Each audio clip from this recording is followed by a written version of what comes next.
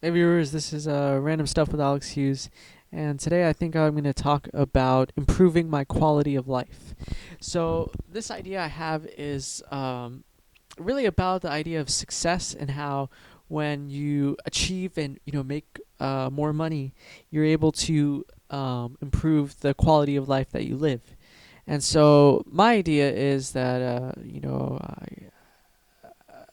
whenever I had, something to spend, I would usually try to buy stuff that was, the stuff kids want, right? When I was younger, I wanted to buy like a new Nintendo DS, and so that's what I spent, like, the gift. The stuff that I was given for money, anyways, on a new Nintendo DS, or I'd spend it on these Japanese, these really small food toys. That's what I spend my money on, or books or CDs. And you know, I definitely enjoyed that because as a kid you just want to have fun and play video games, play with toys. And I guess what you don't think about is your quality of life and this idea of how certain items you could use to help with the future. So like, let's say for example, I'm thinking like I don't have any blinds in my room. My blinds were probably there for like 30 years or 30 years. And I remember at one point, I think I was trying to pull the blinds down, but I yanked them so hard that the thing actually fell off and so that broke my blinds. And I ended up, what we ended up doing was using shower curtains, and so that's what I was using for at least, I'd say like 3 4 years. And then I tried to install blinds again, and let's just say I didn't install them correctly and they fell down. So my idea is to buy some curtains. So the idea is, okay, this is what I want to buy. And why do I want to buy it? And this it's a logical buy, right? I want some privacy in my room. I want a proper window treatment. And the idea is that when I do make money by having a job through a degree, that I'll be able to buy that. And so this item isn't necessarily a fun item, but it will improve my overall quality of life. And so the cool thing is to think about how the things that we buy, at the store, how are they going to improve our lives? How are they going to aid in the problems that we face? Because every problem has a solution. It's all about what solution do you choose? Is that a sustainable solution? Is that going to last? For example, like let's say there's a leak in the roof. You could patch it up with tape, right? But that's not going to work for the long term. Or what you could do is you could use Flex Seal, and that's why you buy that at the store to solve that problem. And so this idea of improving your quality of life um, and really taking control of the situations that happen to you. So kind of like with anxiety, right? So you have panic attacks. You feel these certain things when you have a trigger. It could be a thought in your head, a certain intrusive thought. And you associate that with fear. And this is one of those things like, how do I solve this problem? And so I think approaching that way can be very helpful because you focus in on it, you hone in on it like a missile, and then you go. And so it's like, what are the tools that you need to solve this problem? And so certain things are a lot easier, like physical problems that happen are reality. Like for example, let's say that your computer's slow. This is what happened to me, right? So my computer's slow. Why is it slow? And so you do the research, online, or just taking a look at Task Manager on um, the computer, and you realize, oh, the CPU, all the resources are being taken, or the RAM, and so that's why you buy the thing you need, which is new RAM, and in the hopes to solve this problem of this idea that the computer's slow.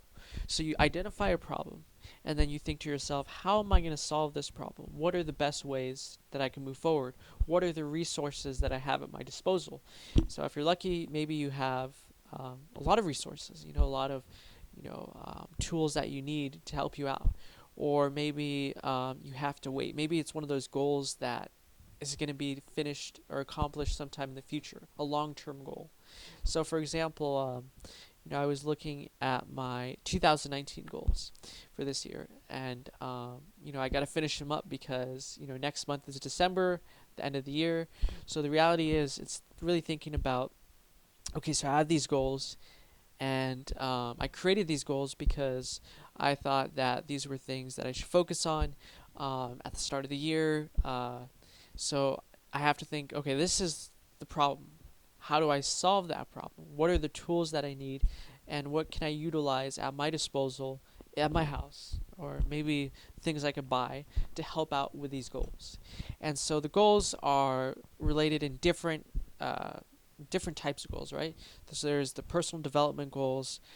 There's goals associated with personal health, taking care of myself, grooming, mental health. There's goals that have to do with hobbies and things that I'm interested in. There's also goals that have to do with just the necessary things to do around the house, taking care of the house, taking care of the things that I own, the computers that I own, um, and making sure those are all in working order. So the idea is to really have to set a specific goal, to identify a problem, to identify something in your life that maybe you want to change for the better, maybe to make it more efficient, to make it work better, to improve your quality of life. And so that's what I think is that once I get an education, once I get my degree, and then that will set me up for a possible better position, a job position instead of minimum wage, which at the end of the day, I live at home, so that is not too much of a problem.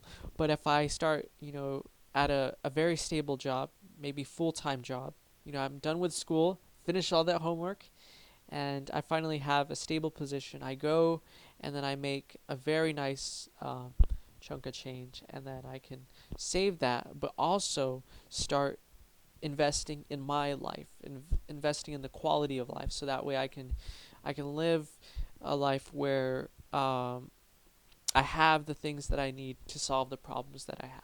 So I think that's one of the cool things about becoming wealthier and getting older, is that when you're able to make money yourself, you can decide where that money is going to go. So saving is very important, but it's kind of like right now I'm focused on putting aside the money that comes in towards tuition. But once the tuition's done with, once school's done with, and let's say I'm still living at home, then where does that money go? Where am I going to distribute that in my life? Where am I going to focus that? And so my idea is to focus that on improving my quality of life, improving the quality of life where I live, which in turn improves the quality of life of other people within the same area. So if I invest in improving the house in some way, and fixing the house, not only does that help me, but it also helps other people that live within the house. Or let's say I want to buy some fun things, right? Let's say I want to buy a car, right? So I can travel to different places a lot. I don't know about quicker, to be honest. Traffic out here is a little bit stiff. But what I would say is that I'm able to go to the places a lot more easily accessible because of the roadways. And how does that improve my life? But how does that improve the lives of other people? Well, maybe I could carry more stuff because I can put that in my car. Or maybe I could help other people go to different places, right? Travel. And that's reciprocation. Not only is that improving my quality of life, but it's improving the quality of lives of people that I live with. So that's kind of a cool thing to think about, and I think that would be really motivating for people that may have grown up, with this mentality that they're always going to be at the bottom, right? They're always going to be, because maybe it's this mentality that it's the way you look, so that's going to limit your ability to earn things. Or it's the way you look, it's certain gender, or all these labels they want to put on people. But the reality is, it's all about your motivation. It's all about your character, your behavior? What are your habits? And that's really what builds you into the person you want to become. Because it doesn't matter the way you look. It doesn't matter your ethnicity or any of those, things that are long gone. It's all about what are you doing on a daily basis? What are you putting your time into? How are you thinking? What are the thoughts you have in your head? What are the beliefs you have? Because you could, so I'll be privileged, but if you're thinking negative, if you're some people do, or spend the whole day on the computer, playing video games, like what I used to do, as a teenager, I spent so much time playing the movies, SimCity 4. I used to play, a Nintendo DS. I remember I played like the whole day. I would wake up in the morning, and all I would focus on is SimCity 4. Literally from like 6 a.m. in the morning to like 3 p.m. in the afternoon. So even though maybe I grew up in a I had more opportunities or something, the reality is if I spend the time staring at a computer screen, playing a virtual reality game, then what am I doing in my real reality to change, improve my chances? So I mean, that's the thing. It's all about what you do. It's all about your character, your behavior. That's the most important thing, and that's the thing that I was taught in school. Not, to be victimized and whatnot. I was taught that it's all about how you act. It's how about you treat others and how you treat yourself, because that's where you're gonna get to be successful. That's the mentality that you want, not to victimize yourself. It's to be thinking you can be successful no matter what you look like and all those other characteristics. So this is Random Stuff with Alex Hughes, signing off, and have a great day.